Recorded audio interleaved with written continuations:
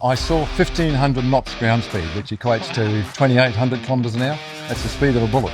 Can you imagine? That's crazy, yeah. 23 tonnes of aeroplane, speed of a bullet.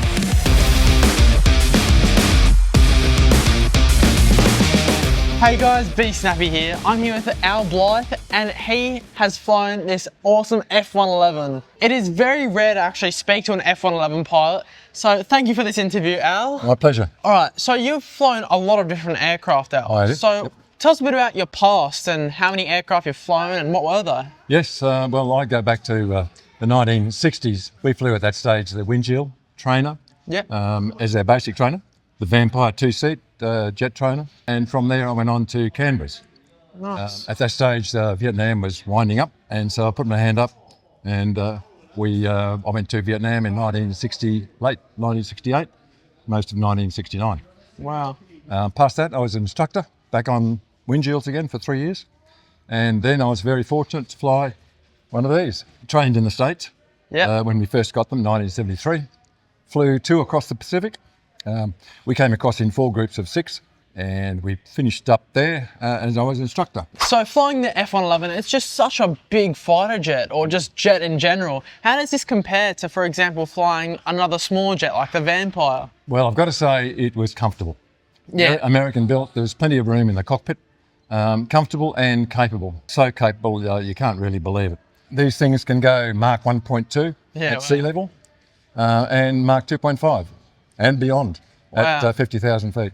So what speed did you get up to in it?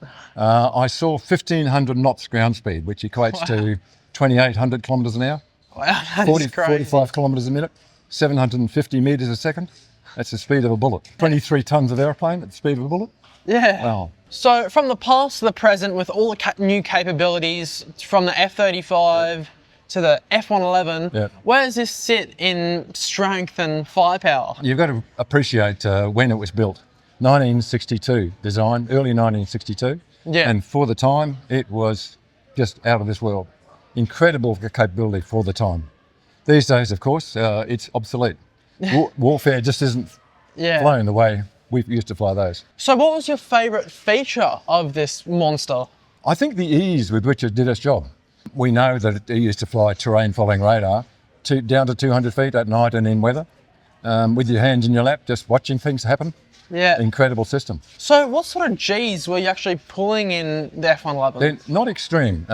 We were limited to 4G for longevity purposes, really. The aeroplane, I think, was stressed to over 7G, but the only time we ever got above 4 was during demonstration type flights. Yeah. And then very rarely that happened. Well, speaking of demonstration flights then, I believe you actually flew the F-111 in Riverfire. Yes, 1987.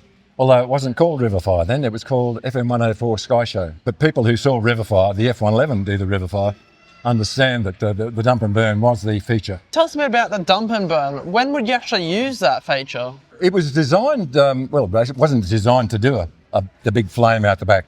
It was during test flying, they thought, well, what if we have to fly this airplane on one engine because of a problem, and we have to dump fuel at the same time, will that fuel ignite? And in fact it did. But there was no damage done, and so it became a bit of a feature. Yeah, and a cool thing to do. Cool thing to do, indeed. I only ever used it once, operationally. That was over the middle of Queensland one night, very high, and the number 2 aircraft lost sight of me and said, hey, Al, can you do a quick dump and burn so I can see you? Oh, wow. And so we lit up all of Queensland, and sure, he saw me. Yeah, I'd be surprised if he didn't see you. Exactly. So how do you actually get selected to do the Riverfire in the F-111? Was it like a flip of the coin with the boys in the office, or what? No. I was the boss of the squadron at that stage. We were going up to Darwin for an exercise the morning afterwards, and I didn't want to put the guys through, a late night sortie, so I put my hand up for myself.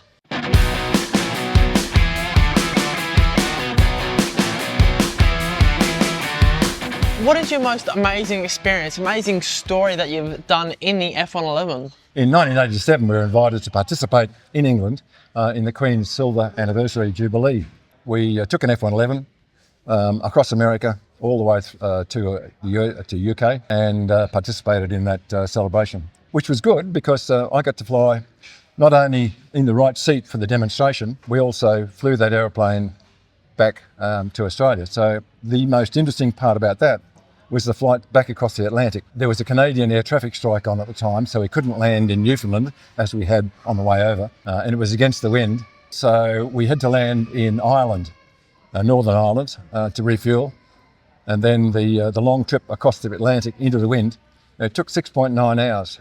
Wow. Can you imagine an airplane being in that cockpit for 6.9 hours? Yeah. Without air refueling and without external tanks. Yeah, so what about the fuel on board? How much can it carry? How far can you get on one tank? Well, that's about it. That's about as far, about 3,000 miles. So I know these wings sweep back and forward. What's the point of that? So when you're taking off, you have them out, and when you're flying, you just have them back? The first point is that it's manual. The pilot has control over that totally.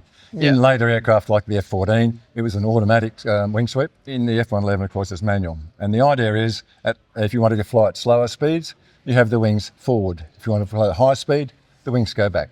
Would there be ever a situation where you have them in the middle? Oh yes, all the time. Oh, wow. yes. So what about if there's missiles attached or bombs, for example? Yep. How does the wing sweep work? The bombs are supported on a pylon, or pylons.